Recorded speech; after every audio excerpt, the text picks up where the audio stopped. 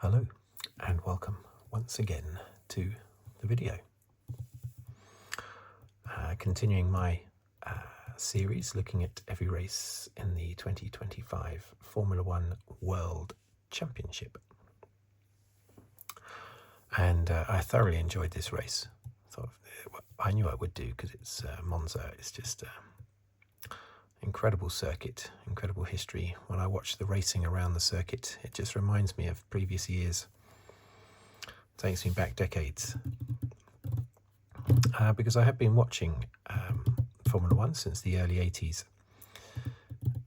And Monza has always been there in more or less unchanged format since then. Right, now, what I normally do is I list down the finishing order of the Grand Prix, and then the top 10 in the Drivers' Championship, and then the rundown of the Constructors' Championship. And then I give a few of my own opinions, and maybe a few facts, but mostly opinions. And as I say, it's just from the perspective of a fan, basically, which I have been for many years. But I'm no Bernie Collins for anyone who watches Sky F1. Okay, so let's go to the top, shall we? So this was round 16, wasn't it? Well, I'm going to put Italy because it was the Italian Grand Prix. But I also want to put Monza because it's Monza.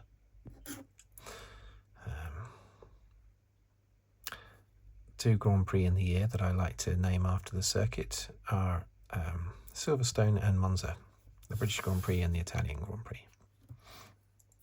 And of course, the British Grand Prix and the Italian Grand Prix are the only two Grand Prix to have been in every year of the Formula One World Championship since 1950. And Monza has been, the Monza circuit has been every year apart from one in 1980, which I discussed in my previous video. So let's go up here. Now we need to make sure this is in focus, don't we? It's the usual routine. I need to make sure it's in focus. Right, so let's go up here. I will check it as well once I've started. First was Verstappen. Second, Norris. Third, Piastri. Let's tap on that. Okay. Fourth was Leclerc. Fifth, Russell. Then we had Hamilton and Albon and Bortoleto. Ninth. Oh, hang on. Oh yeah, I did the focus, didn't I? I did the focus. Yeah, that's good. Ninth is Antonelli. Now, it's two L's, isn't it? I think it's two L's. 10th was Hadjar. Sainz, Bearman, Tsunoda were the next ones.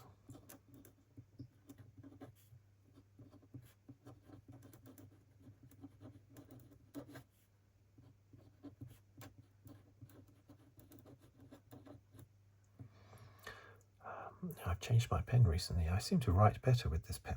It seems to be a little bit neater. Unfortunately, I don't have a stock of these. I've only got, I think, one other one left. So I have to figure out where to get them from. I don't know where to buy these particular ones. Ocon. 16th was Gasly.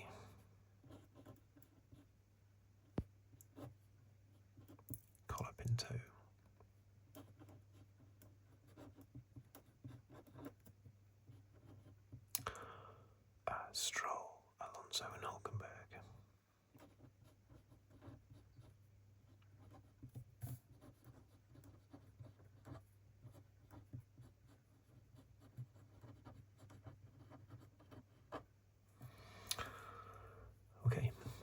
now let's do the rundown in the championship. We have, of course, Piastri in front. He's got 324. Norris, it's 293.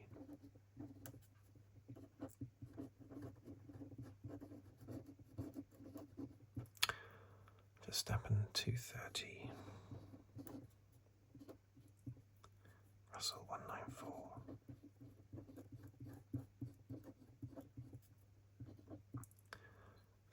Leclerc. Was he on 163?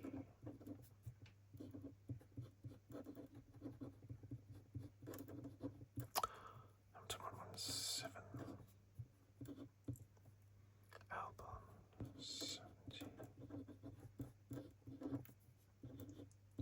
Antonelli 66.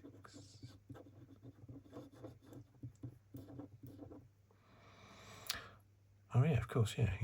Antonelli is normally on 64, isn't he, all the time? But of course he did score 2 points in this race. Hadjar 38.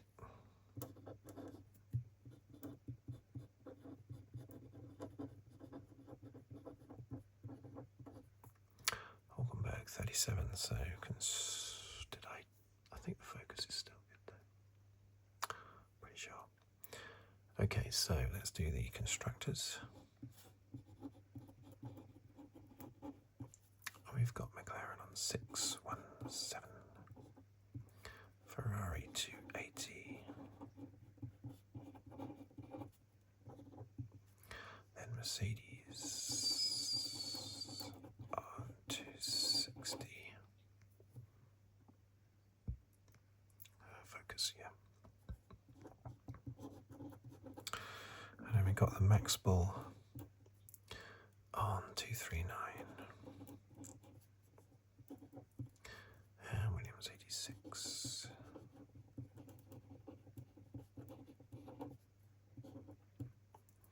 Aston Martin.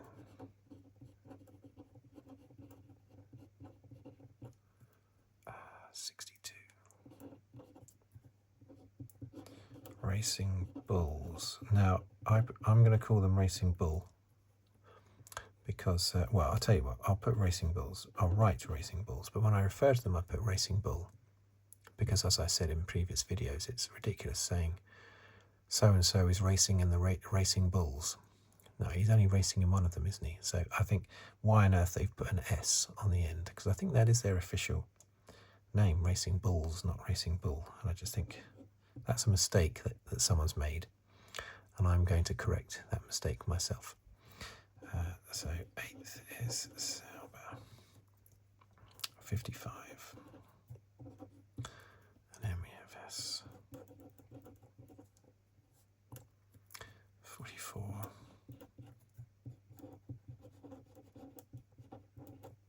Alpine on 20. Okay, so there you have it, and there it is. Yeah, great race. Really enjoyed it, especially the start. It's the best start to a Grand Prix so far this year. Fastest lap was by Norris. I'm also going to put down the wins. So we've got Piastri is still on 7, Norris is on 5, Verstappen now on 3, and Russell on 1. That's very neat, isn't it? 7, 5, 3, 1. McLaren are on 12, therefore. Mercedes are on 1, Red Bull are on 3. And yet Ferrari is still second in the championship, and that is, of course, because they've got 2 drivers in their team, and that's what allows them to stay ahead of Mercedes and Red Bull.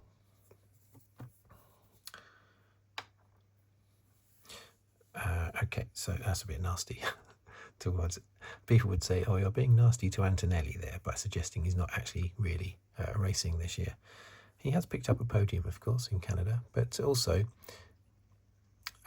he's a professional Formula One motor racing driver. He might have been put there too early, and he might be young, but he was older than Verstappen when Verstappen started. So, you know, it's Verstappen was, how old was he?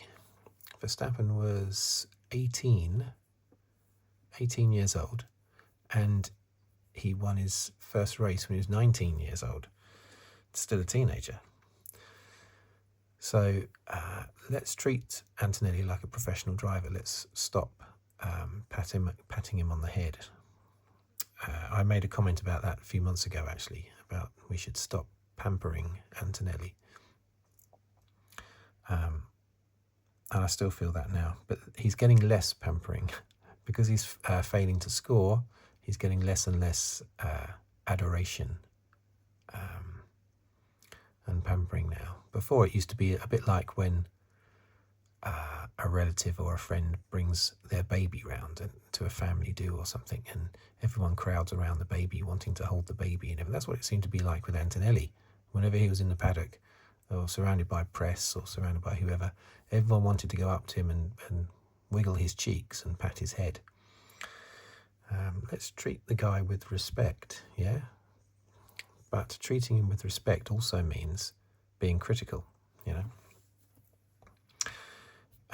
Okay, anyway, moving on from that. So, yeah, Monza. 75th Grand Prix at Monza. I went through the 74 winners in my previous video. This was, of course, this race is dominated by two main things that happened. One, the fantastic performance by Verstappen and by the team. The Max Bull was amazing, and qualifying, it's just one lap really in Q3, so I think that's down to Max really getting it onto pole position, just like he did in Japan, jumping the McLarens. Fantastic.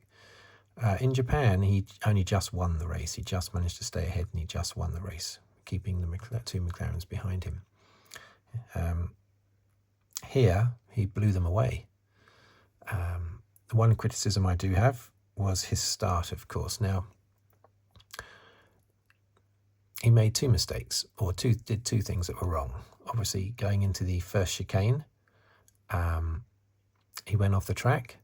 Was he pushed off by Norris? Did Norris brake a bit later than normal? I don't know. I've watched that back a few times, and you know, if you've got a different set of stewards, they might criticise Lando there and say that he didn't give enough room on the outside. But nothing seems to have been said about that, and the team immediately told Max to hand the position back. Did Lando go in too deep into that corner? He definitely went in deeper than normal. Was it too deep? I don't know. There's an argument for that, I would say. But there's also a very big argument to say that Max didn't leave Lando any room before that corner. They were very quickly alongside each other, Lando and Max. And Max just sort of gradually eased across until Lando was completely off the track. There wasn't even a room for a Hot Wheel car between Max's car and the white line at the edge of the track. You wouldn't have been able to fit even a very small Hot Wheel in that gap, let alone Lando's car. So Lando had basically all four wheels off the track, but he was still on tarmac. But then the tarmac became grass. So yes, and then as soon as that happened, Max immediately darted to the left as if he was trying to get away from the scene of the crime. As if, oh, I think I've just accidentally led. He didn't push him onto the grass, he pushed him off the track, which then became grass. I think Max then thought, oh, I need to get away from the scene of the crime. So he suddenly darted over to the other side of the track, which I thought was amusing. I mean, that was probably just his way of tackling the corner, the first corner that was coming up. But it just looked like he was trying to get away from the scene of the crime.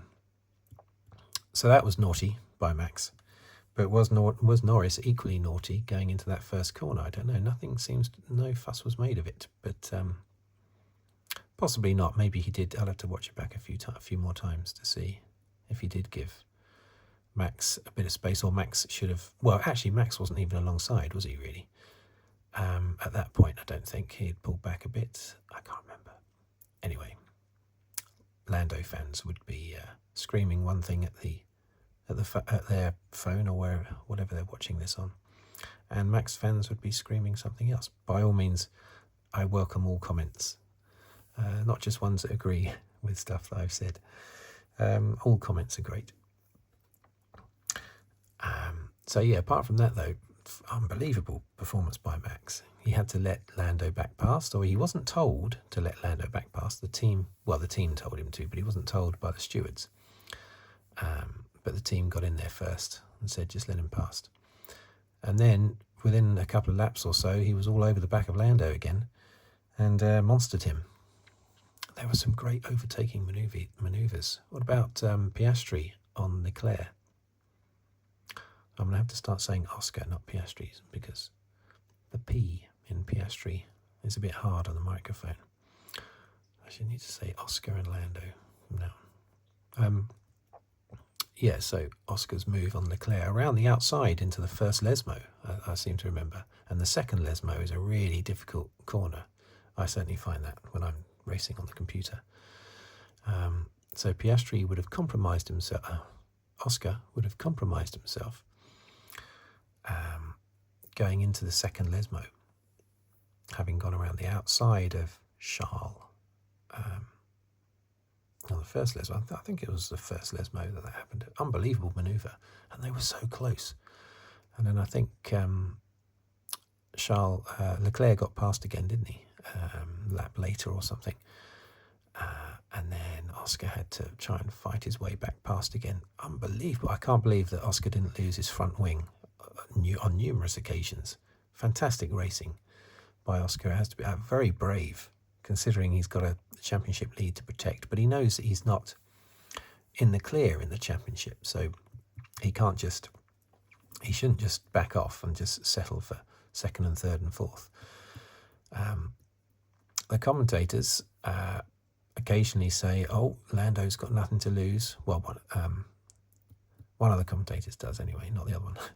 Or Oscar's, basically David Croft kept saying, oh, Lando's got nothing to lose. Lando's got nothing, to which Martin Brundle would say, well, he has, because it's not like if you're 99 points behind and there's 100 points left to win in the championship, then you've got nothing to lose. You might as well go for every single tiny little gap, because you're going to lose the championship anyway, sort of thing. But if you're 34 points behind with 9 races to go, you still have a lot to lose.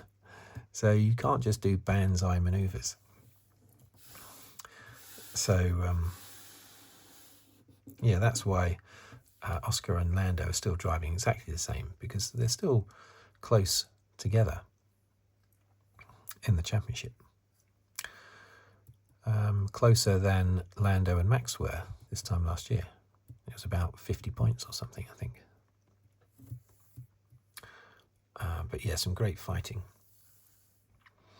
Now, I've done a few notes here, but basically most of the notes are all about Norris and Piastri and the pit stop. But before I jump onto that, Sainz versus Bearman. Who got the penalty there? Bearman. Now, was this to try and make up to Sainz from the last race, where Sainz got a penalty for absolutely no reason whatsoever, 10-second penalty against Lawson? Lawson moved across, hit Sainz, and Sainz gets a penalty, just simply because he was out on the outside and wasn't far enough along the outside. The stewards looked at that, but they completely overlooked the fact that Lawson just jinked to the left and drove into Sainz. This time, it's a bit of that Sainz-Bearman collision. I don't think Nico Rosberg was saying that Sainz should have got a penalty, but I think it's a 6 of one and half a dozen of the other. Basically, they're equally to blame. Sainz overtook Bearman going into the second chicane, in exactly the spot where Schumacher and Hill crashed in 1995. Exactly the same spot where those two crashed. Sainz got the overtake done. He moved across thinking that Bearman would back off, but Bearman was far enough alongside Sainz, still on the inside, that he obviously felt, I'm going to hang on in there. Sainz is going to back off, or he's going to give me room. Sainz didn't give him room. I think it's more Sainz's fault than Bearman's, because Sainz, even though he had the corner, because he had overtaken and he was far enough in front, he had the corner, he must have still seen that Bearman was there on his inside. So even if it is your corner, why risk having an accident? Just give a little bit of room. Like Piastri and Norris, like Oscar and Lando did last year, when Oscar did that very aggressive move at the start of the Grand Prix. He still gave room just about for Lando to get through the corner. But that was was that the first corner or was that the second corner? I think the second chicane. I think that was also the second chicane, the same chicane. And but Oscar did give Lando just enough room. Here, Sainz didn't. Anyway, let's jump straight to without further ado, let's jump straight to the main event. Should I mention these guys down here first? Russell, another solid performance. Well done. Hamilton came up from 10th due to his penalty.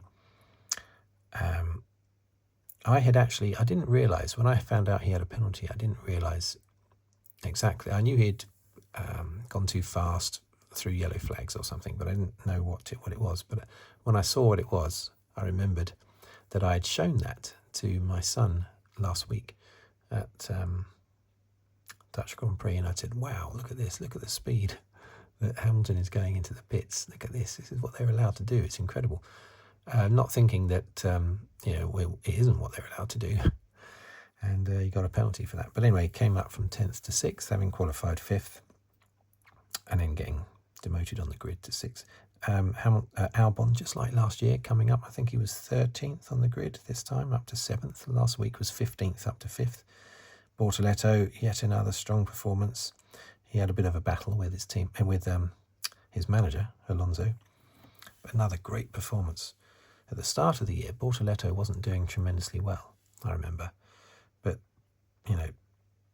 after a few races, he got his eye in, and now he's fantastic. Antonelli, however, was doing good at the beginning of the season, and now isn't. Hadjar, fantastic, as usual. Sainz, well, he did have that ding-dong with Bearman that cost him probably about 5 or 6 seconds. Just outside the points, there's Bearman. Tsunoda, I felt for Tsunoda after the race. They did the photo, Red Bull photo, and Sainz walked in, and normally when Red Bull were dominating in the past, when they had Perez there, Perez would have still come home in 2nd or 3rd or something, and had still scored numerous points in the year and everything. So he could sit next to Max with his head held high. Tsunoda, how many points has he scored since moving to Red Bull? 2, maybe? I don't know. And he came 13th here, and he came in and he asked, where shall I go? And he was pointed. Someone pointed, one of the ladies pointed to the end of the row. So he went and sat down at the end. Later, I could see that people must have been gesticulating with him to come and join Max at the front, but he kept waving. I assume that's what they were asking him to do. But quite rightly, it's very sad though, but he was thinking, no, I don't deserve to sit front and centre. And of course, it'd be very embarrassing for him. He had a horrified look on his face. He needs to get out of that team. He needs to swap with... If I was him, I'd want to swap with Hadjar immediately. But that wouldn't be good for Hadjar. It'd be terrible for Hadjar if he went to Red Bull. Red Bull is a teammate killer. Well, Max is a teammate killer.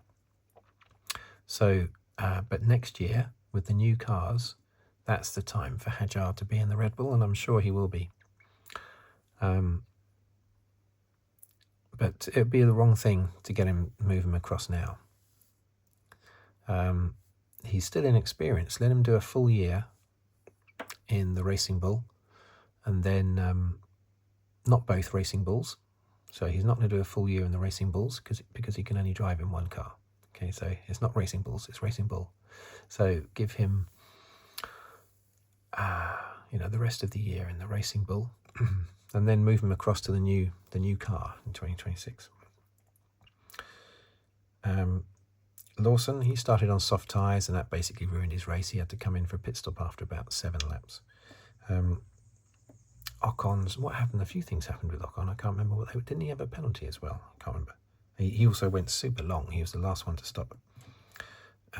Gasly, don't really know what happened with Gasly. Can't remember. Colapinto, well, he's always at the back. Stroll and Alonso.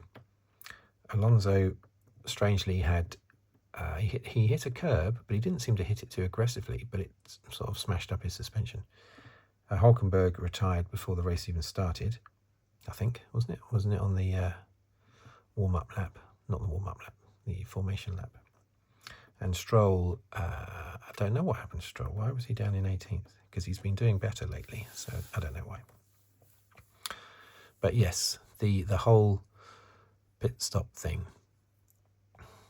I have seen lots of things online just since, even though it was only yesterday that the race was on, because I wanted to see what people were saying. And I've seen lots of comments attacking, of course.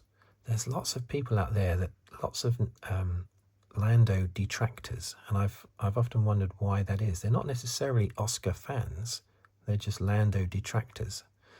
And I think it's because of his openness. I think Lando's openness is seen as a weakness, and people don't like seeing that weakness. You look at Max, and he's so aggressive, but people respect that. They respect that aggressiveness. They're both honest. Max and Lando are both very honest, but Max is honest in a brutal way. But if he was feeling a little bit down in the dumps mentally, there's no way Max would be honest about that. I don't think so anyway. Unlike Lando, who just pours his heart out everywhere. And I think people have got a bit bored with that, and they've got a bit fed up with his sort of playboy image a little bit. See, he is, or was anyway, Max's mate, Max's number one mate in the F1 paddock. So really there should be a lot of Max fans that don't support Lando, but sympathise with him. But as I say, I think it's because Lando's shown too much weakness and people don't like that. And that's why he gets so much grief. Basically, what's been missed by lots of people, for starters, seemed to be missed by the commentary team, is that this wasn't a simple case of a botched pit stop for Lando. Lando shouldn't have even had that pit stop. He should have had the first one. He should have had the 1.9 second pit stop. And Oscar should have had the 5.9 second one. But in order to protect against Leclerc, Lando came in second after Oscar. Now, that's been missed by many in the commentary team, apart from Martin Brundle. But the thing that is missed by 99% of everything I've seen and heard since the race is that it was Lando's decision. That was not mentioned after the race at all with the commentary, but it was Lando's decision. Lando said, the team said to Lando, we're going to pit you at the end of the lap, right? At the end of this lap. Lando said, unless you want to pit Oscar first. He didn't mention to protect Charles, but he was obviously thinking that because the same thing happened in Hungary last year. The reverse happened in Hungary last year. And the team immediately said, oh, yes, we'll do that. Yep, we'll reverse that. Decision reversed. We'll bring in Oscar first. And then Lando said, so long as I don't get undercut, I don't want to lose out from helping him, basically. And they said, no, don't worry, that will not happen. In other words, if something does happen, we will swap positions, don't worry. So it was Lando's suggestion, okay, which the team immediately jumped on. They obviously would prefer that to protect Oscar to Charles, but they realised that Norris had, he was the one making the decision because he was the one leading of the two drivers. So it was his decision. But as soon as he offered for Oscar to stop, the team jumped on it. Now, it's lucky he did, because you can't say for certain, because maybe it was something to do with the tyre that was actually on Lando's car, but there's a chance that the 5.9 second pit stop would have happened to Oscar's car. It depends where the fault was. Was it a fault with the gun, or whatever, or was it something on the wheel? If it was something on the wheel, then it probably wouldn't have happened to Oscar. But anyway, there's a chance that he would have had the 5.9 second pit stop, and he would have come back possibly even behind Leclerc, who was closing fast, wasn't very far behind. They only had 3 or 4 second window to get the pit stop in. So he could have ended up behind Leclerc. He would have undoubtedly got past Leclerc, but he might have had an accident trying to get past Leclerc, who was on hards, and would then have suddenly had older cut tyres, of course, all of a sudden, and they would have been hards as well. But there was a chance, anyway. It would have been very messy with Leclerc, basically. But Lando, very kindly, and I think incorrectly, offered to swap the pit stops round. Why he did that, I have no idea. He's fighting in a championship with Oscar. You know, if the team request it,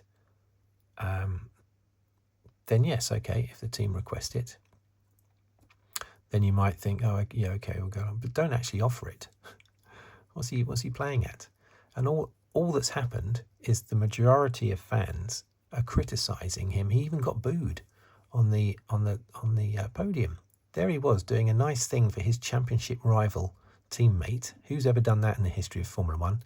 Apart from maybe Fangio or other drivers in the 50s, Tony Brooks, people like that, Sterling Moss. They did that sort of gentlemanly thing back then. It's not happened since then, though.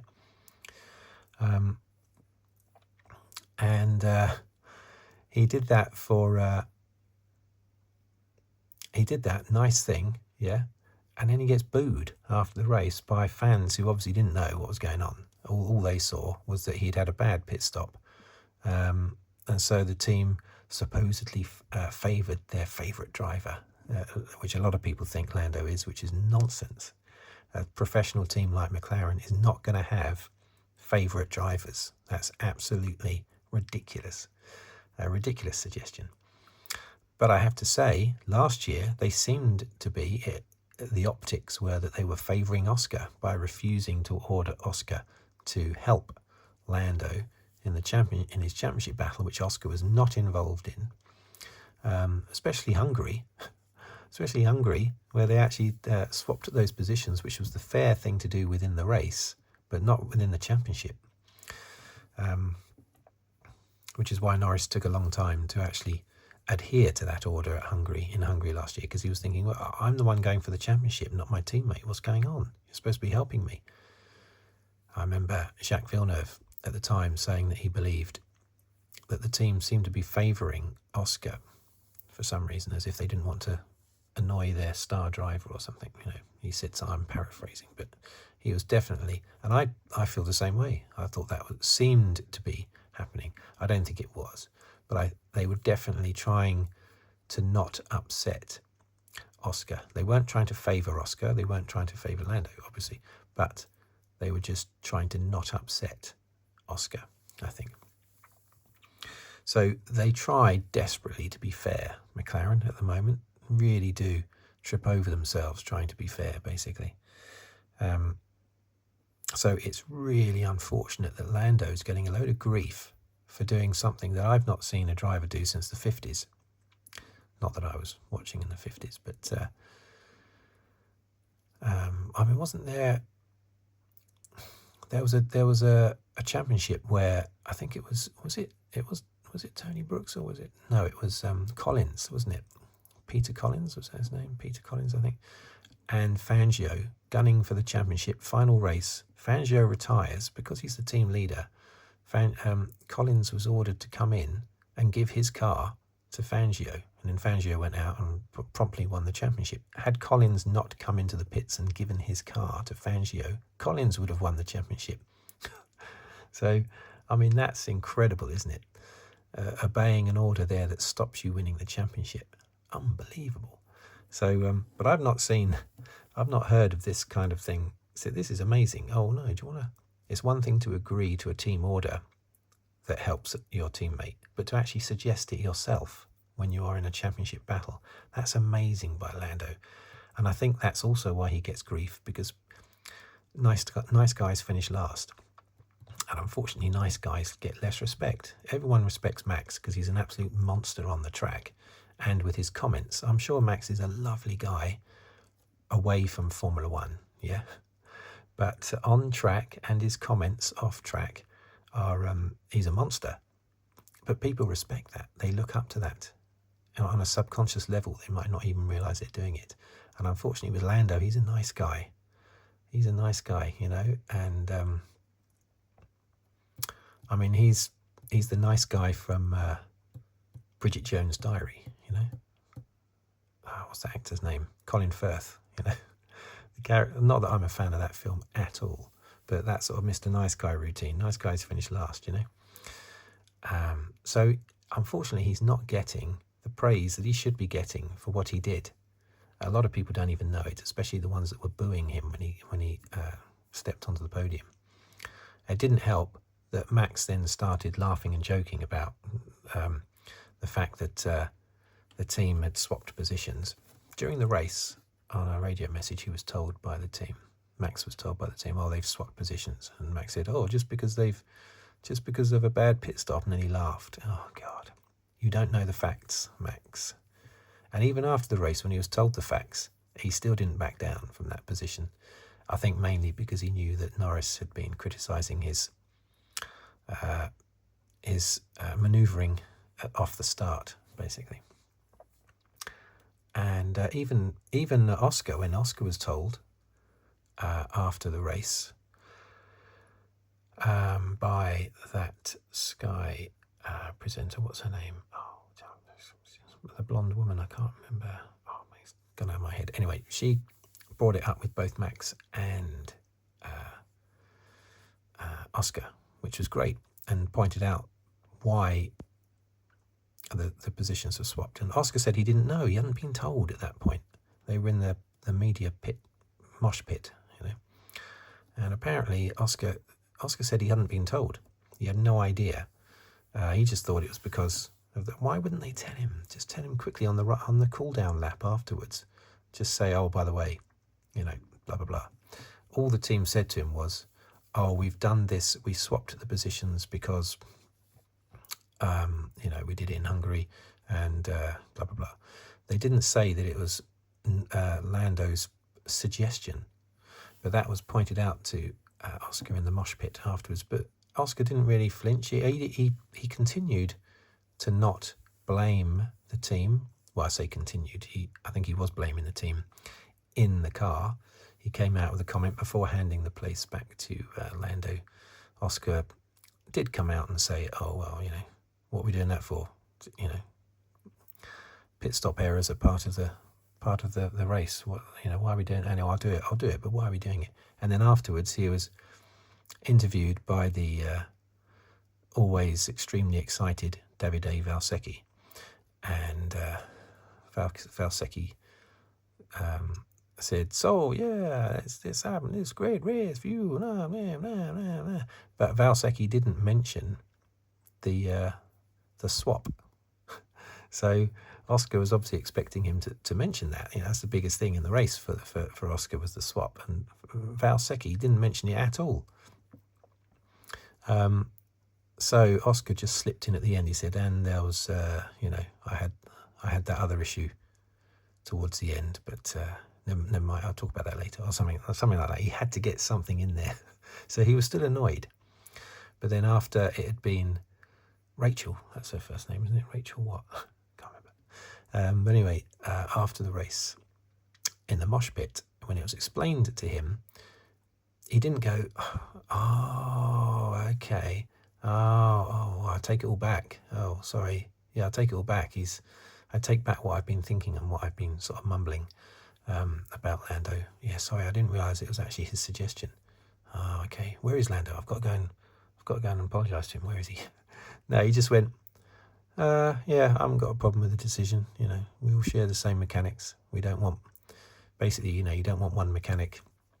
You don't want an Oscar mechanic making a mistake on a Lando pit stop, you know, because that's got bad optics. So he said, yeah, we're all sharing the same mechanics when it comes to pit stops, and yeah, I don't blame the team, don't blame Lando. But it'd have been nice if he'd have just said, oh, okay, that explains it. Okay, great. Yeah, I didn't realise that.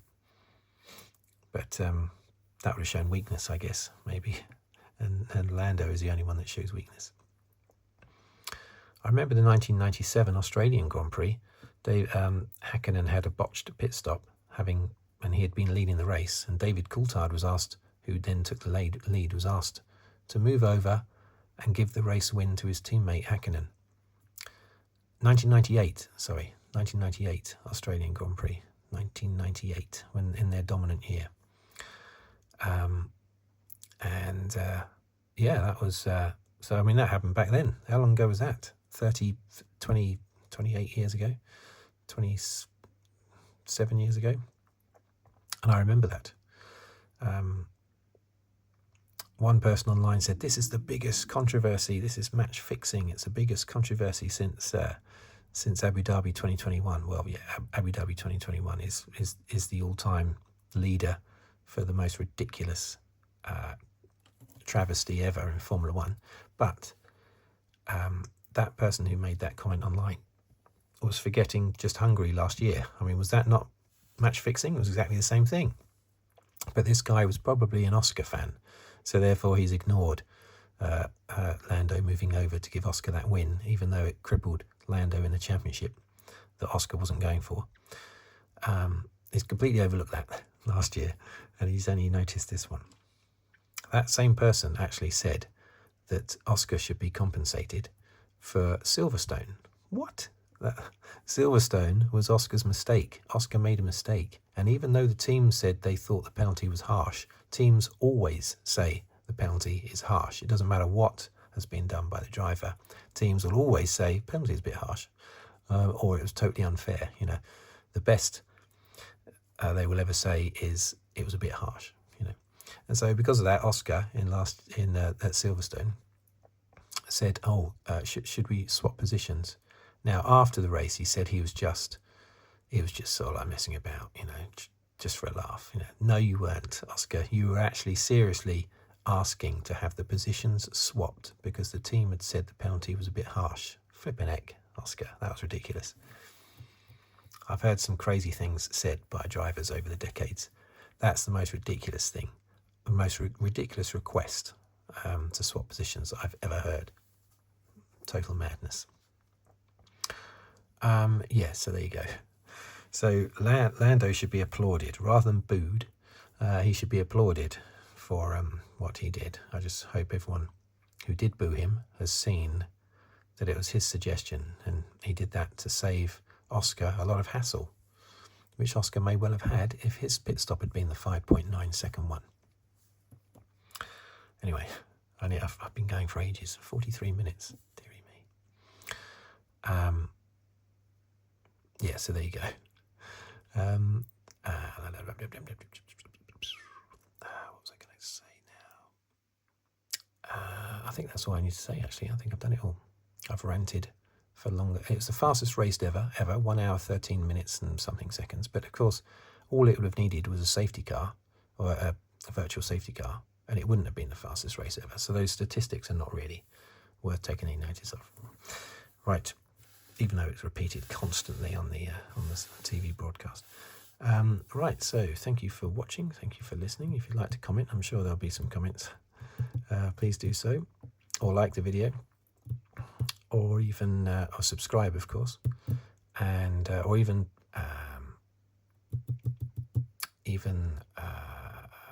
leave a tip on the thanks button below the video. Anyway, I shall go because it's a ridiculously long video.